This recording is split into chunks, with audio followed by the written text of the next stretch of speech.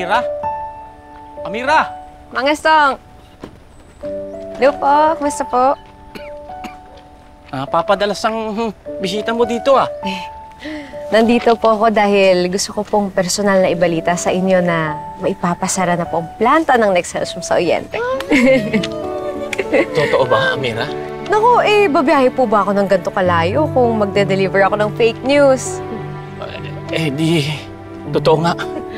Oho. Hindi na sayang yung pag-iingay natin. Hindi rin napunta sa wala yung pagkamatay ni Bekang. Amira, maraming salamat. Maraming salamat. Kung hindi dahil sa'yo, hindi mangyayari ang lahat ng ito. Walang anuman ho. Salamat, ha?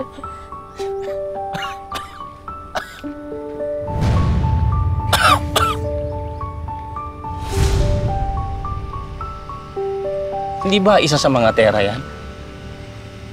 Bakit siya nandito? Nagmamayari ng Nexcelsior, bakit siya nandito? Ito! Bakit ka nandito? Pinatay ng pamilya mo ang asawa ko! Pinatay ng pamilya mo ang asawa ko! Ikaw! Estong! Ano nangyari na? Buhatay niyo! Nagpasok niyo po na sa loob! Mang Estong! Diyos ko, ano nangyari sa iyo? Dali, pasok niyo. Bilis!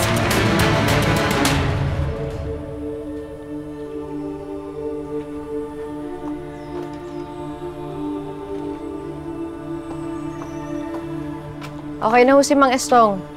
Ayaw ho magpadala sa ospital may gamot naman daw ho siya. Ay.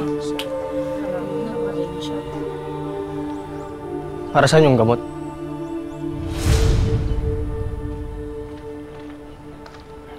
May sakit yung tao, di ba? Kita mo. Magiging okay naman siya. Sana.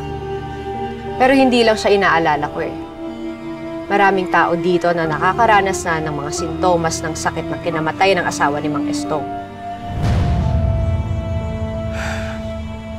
Sorry. Hindi ko alam na ganito na pala kalala. Di mo alam?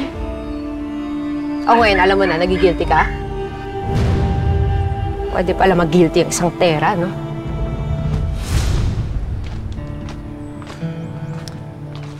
Mamaya po, pipilitin ko na lang po si Mang Estong na pumunta ng ospital. Tapos, kung pwede ho, may sumama sa inyong dalawa para bumili ho ng gamot sa kanya. Okay lang ho ba? May gagawin po ba kayo? Bantayan niyo na lang po si Mang Estong, ha? Okay po.